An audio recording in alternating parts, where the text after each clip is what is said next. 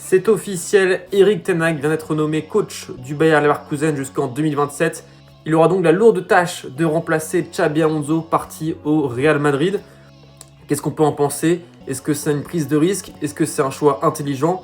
Pour moi, il y a un peu des deux. D'abord, c'est une prise de risque parce que forcément, Erik ten Hag reste sur une saison compliquée avec Manchester United. Il y a été viré. Maintenant, il ne faut pas non plus oublier tout ce qui s'est passé auparavant.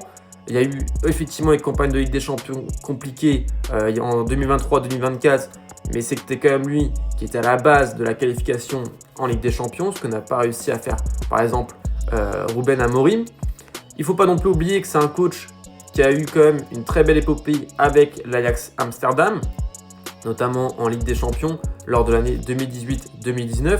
Donc il a quand même l'expérience de la Champions League, ce que n'avait pas par exemple un Xabi Alonso par le passé, et on sait que ce sera important pour essayer de nouveau de qualifier l'équipe dans le top 8.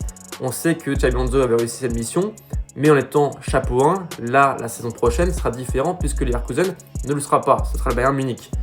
Donc il aura quand même deux objectifs importants, finir dans le top 8 et essayer de récupérer le titre de champion d'Allemagne au Bayern Munich. Un club, le Bayern Munich, qu'il connaît bien, puisqu'il a été l'entraîneur adjoint de Pep Guardiola dans le club bavarois de 2013 à 2015. Donc c'est aussi pour ça que pour moi c'est un choix intelligent. Et en plus de ça, c'est un coach qui a réussi souvent à redynamiser une équipe. Quand il a récupéré l'Ajax en provenance d'Utrecht, c'est ce qu'il avait fait. Il avait succédé à Peter Bosz, si je ne dis pas de bêtises, qui était resté certes sur un bon résultat avec une finale de Ligue Europa. Mais pour autant, il y avait quand même un effectif à reconstruire. Et c'est ce qu'il a fait en allant chercher des joueurs comme Tadic, en mettant en lumière des Van de Beek ou encore des De Jong. Maintenant, effectivement, ça va être compliqué pour lui de faire ce qu'a fait Xabi Alonso, puisqu'il y aura pas mal de départs dans l'effectif. Florian Wirtz, Jonathan Tah, sans doute Frimpong et Grimaldo, peut-être même des joueurs comme Boniface, Palacios, Tapsoba qui seront sans doute courtisés.